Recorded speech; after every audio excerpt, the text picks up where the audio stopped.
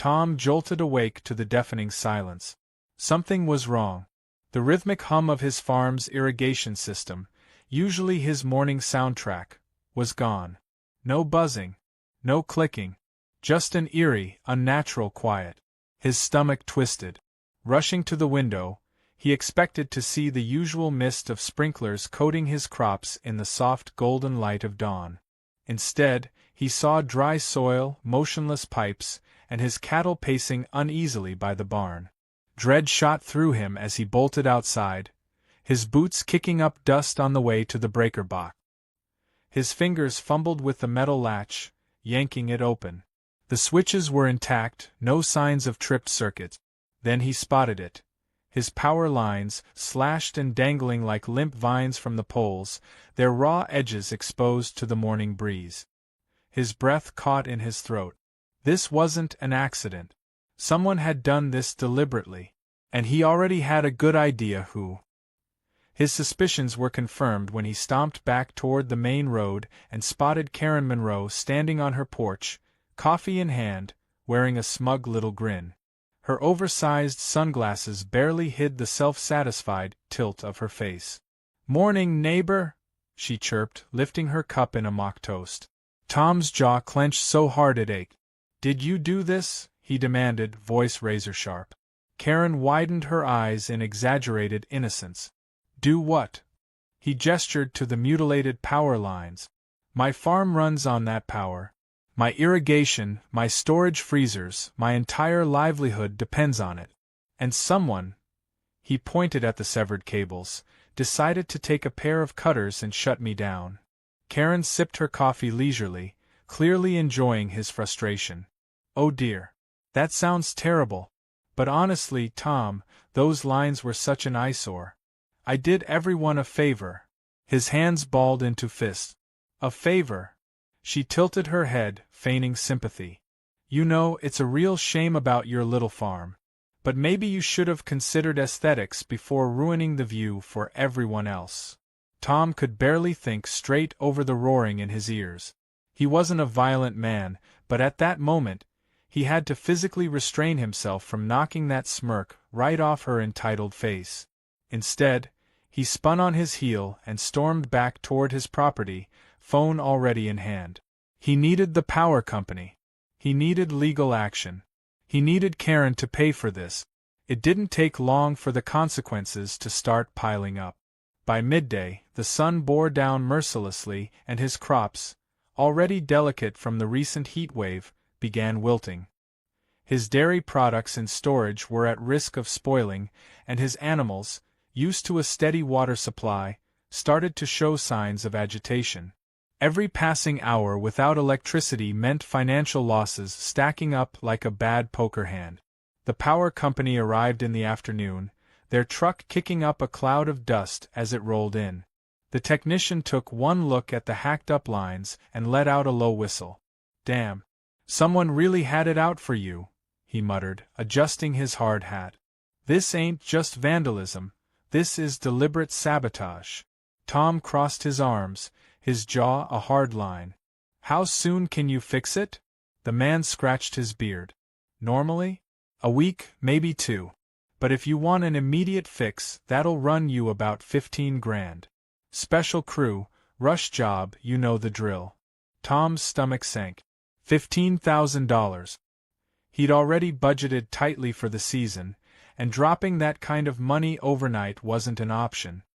He glanced back at Karen's house. She had caused this. She had to be held responsible. He wasn't about to let her get away with this. Not this time. Later that evening, after making a few calls, Tom sat at his kitchen table, reviewing his security footage. He'd installed cameras around the farm after Karen had previously trespassed to complain about noise pollution from his generator. Sure enough, at around 3 in the morning, the footage showed a figure sneaking along the fence line, bolt cutters in hand. The grainy night vision made details hard to catch, but the posture, the shape, it was unmistakably Karen. His blood boiled. He rewound the clip, watching again as she took her time, positioning herself before slicing through the lines. She didn't rush, didn't hesitate. This was premeditated. The next morning, Tom walked straight into the sheriff's office, the footage loaded onto a USB. Sheriff Dawson, a burly man with a no-nonsense demeanor, leaned back in his chair as he watched the clip. When it ended, he let out a long breath and glanced at Tom. "Well, I'll be damned," Dawson muttered. "That's some solid evidence you got there." "So what happens now?" Tom asked, arms crossed. Dawson sighed, rubbing the bridge of his nose. "Messing with power lines? That's a felony. Interfering with public utilities is serious business. She could be looking at a fine, maybe even jail time, depending on the judge." Tom didn't flinch. "Good." The sheriff studied him for a moment. "You sure you want to go through with this? Lawsuits can get messy." Tom's expression didn't waver. "She cost me thousands. She knew exactly what she was doing, and she stood on her porch and smiled about it." Dawson let out a low chuckle. "All right then. Let's make her regret it." By the afternoon, an official notice was delivered to Karen's door, informing her of the legal action against her. Tom watched from a distance as she unfolded the paper, her expression shifting from amusement to irritation to outright panic. She whirled around, spotting Tom standing by his truck. "Are you serious?" she shrieked, marching toward him, flailing the document like a battle flag. Tom didn't even blink. "Dead serious. You can't do this. I was just committing a felony?" he cut in smoothly. "Yeah. That's exactly what you did." Her face turned a blotchy shade of red. "Oh, come on, Tom.